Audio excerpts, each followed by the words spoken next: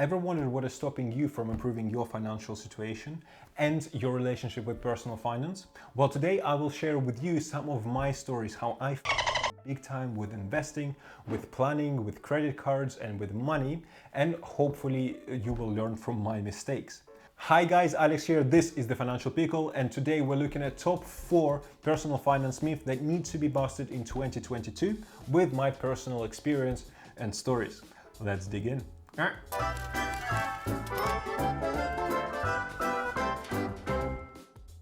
Myth number 1, savings equals money in the savings account. Well, savings account might be actually the single worst place that you can put your money to save them. There are 2 reasons for that. Number 1, it is easily accessible, and that is the problem because you can quickly withdraw the money if you need to and spend them on the shit that you don't really need. Number 2 is the interest rate. You are putting money into savings, so you want to make sure you save the actual money. If you put them with a bank, you will actually lose some of that money every year, which is a problem. Example, the interest rate on average at the moment is 0.5%. That means if you put $1,000 in a bank right now, next year you will gain just $5, while inflation will take not 0.5%, but more like 5% of your money. In reality, you just lost 4.5% of your money. That's at best. But bank savings accounts have their place, and we'll talk about it more later on, because if you put all your money in the stock market, you might end up in the same situation where I am at the moment, where you are completely Another myth that needs to be busted is that you don't need to click the like button or leave a comment section below. It will be awesome if you did that. It's absolutely amazing, and I swear to God, it feels good for you as well. So if you can, hit the like button, hit the subscribe button, write me a comment, and let's move on to the next one. Why is interest rate such a big problem? Well, if you think about it, you put $1,000 into the bank. In the same time as they are giving you 0.5%, they're making anywhere between 10 and 30% on your money because they're lending this money out to somebody else. And the credit cards are like, what, 20%, 30, 50% APR? So they're making much more money of the $1,000 than you are. Meanwhile, if you've invested your money with like an ETF, say S&P 500, you will be getting somewhere around 7% a year, and taking inflation into account, you're actually making 2 to 3% a year of your money on top. Myth number 2 is probably the most frustrating. Retirement planning before you're 40 is too early. Well, this is an absolute bullshit. If somebody tells you that, you go ahead and just slap that bitch right on the face, because that motherfucker does not know what he's talking about. Let's do maths simply, right? Say you're 20 years old, you're putting $50 a month into your retirement account, and we take into account a compound interest, right? That means interest you earn on the interest that you get. Say 40 years down the line, how much will you have in that account? Well, it's $130,000. If you start retiring when you're 40, you only have 20 years till retirement. We're averaging at 60, right? You have to invest 5 times as much to make the same $130,000. And God knows you don't want to live on $130,000 when you're retiring. You want to live on like $1 million at least. So you have to put in much more money in your 40s than in your 20s. And trust me, you will have much more expenses in your 40s than in your 20s, because you don't have kids, you don't have rent to pay, you don't have mortgages, you don't have medical bills, insurances, and all of that stuff that you have to pay when you're 40. Spoiler alert, after 25, your body starts to break down, and you will see the doctor much more often than you're used to.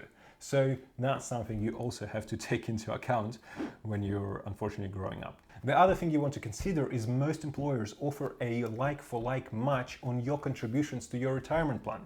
That means if you're putting away $100 a month from your salary, on which you don't pay any tax, by the way, your employer will put in another 100 for you. So instead of putting away 100, you're putting away 200. And if you're not putting any money away, you are literally taking money and throwing them in a bin, because the company is ready to give it to you for free and you're just refusing. So in the very least, you can take the minimum contribution and much like for like with your employer, so at least you get some benefit from the employer.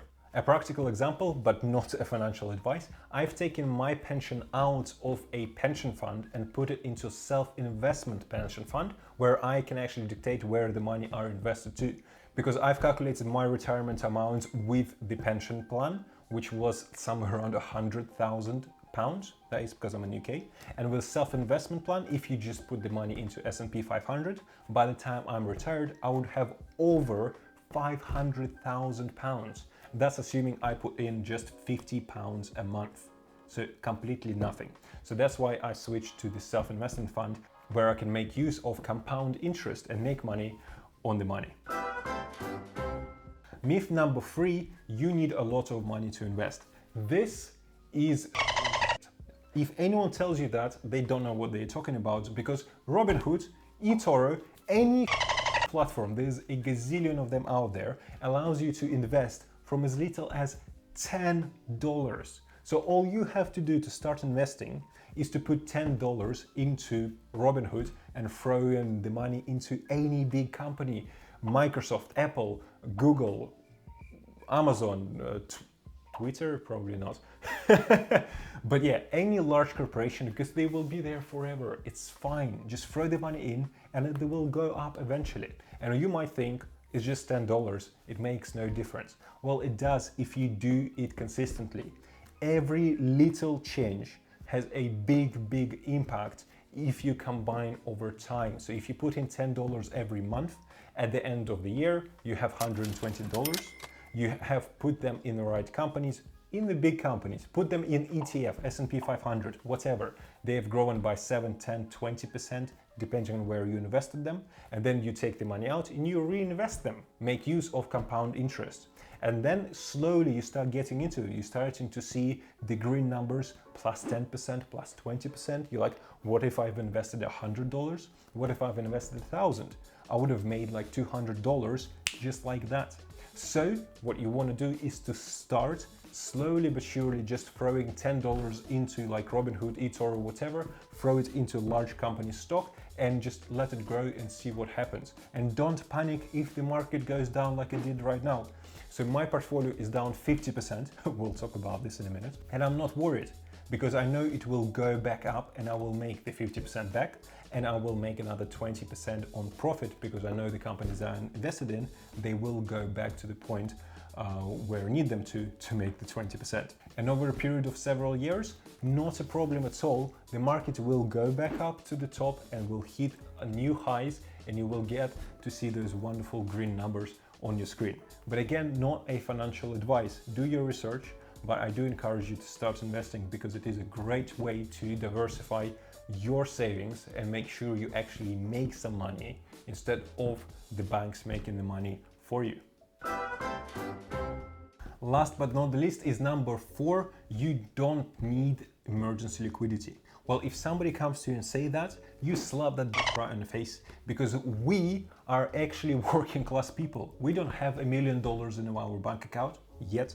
We don't have rich parents. We don't have huge assets. We don't have any of those things. And we need emergency cash flow in case something happens. You quit your job and you can't find another one. You get fired, you get ill, a tsunami hits, whatever happens, you need to have at least 3 months of your bills, of your payments saved up in a bank account because the money there is 100% secure. If you need quick liquidity, quick access to them, this is the best place you can put the money in. But remember, 3 to 6 months. I wouldn't encourage to keep more than that. The rest should go into the stock where you can make some sweet returns and compensate for the ridiculous percentages that you get in the savings bank account. Lack of emergency liquidity funds is a trap I've jumped into head first this year.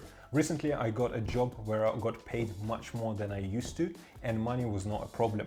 And I started to save a lot. Half of my salary went straight into the stocks and cryptocurrencies. I thought to myself, it's a long-term investment. I don't need this money, so I don't care if the market goes down. I will buy the dip, and then whenever it goes back up, I will get those sweet returns, which is a big mistake because I should have put money aside into a savings account and made sure I have at least 3 months of bills saved. Because the situation comes now 6 or probably 8 months down the line, I don't want to work where I am. I want to become a full-time YouTuber. I know, right? And I've quit my job. I said to my boss, I'm done. I have 20K saved in my stocks and shares, so I can close the positions as I go and probably make about 5% a month, keeping my cash flow there as well, till I get monetized on YouTube. Well, guess what happens? But a month after I've quit, I still have 2 months of notice period, but after that I'm done. The market just crashed, and my portfolio right now is not $20,000, but $8,000, which is ridiculous. And the same happened with my girlfriend. She also didn't have any emergency liquidity, and she starts her own business right now, and she wants to quit her job as well and make sure she can focus on the business that she is doing. Yarrow.com, great sugar-free delicious snacks, link in the description if you want to have a look at it. So the problem is, we two people that are quitting our jobs, going into the field where we don't have any stable income yet, we don't have any money saved. We will figure out and sort out, definitely 100%. I'll find a part-time job, whatever it needs to be done. So this is not a huge problem because I can sort it out. But it could have been much, much easier if I've just taken 3 months of my expenses and put them in a savings bank account to make sure I have a quick access and liquidity to this money. So I encourage you to make sure you have at least 3 months of the liquidity in your account.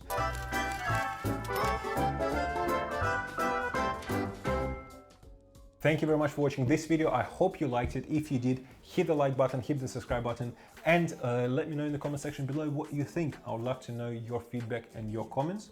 Again, I'll see you in the next one. Everything I touch turn gold. Need no introduction cause they know Brit and Mo. I hit the lotto, my motto. Roll up gelato and throttle a couple models staccato who fucking brought up the bottles. I'm gone ham.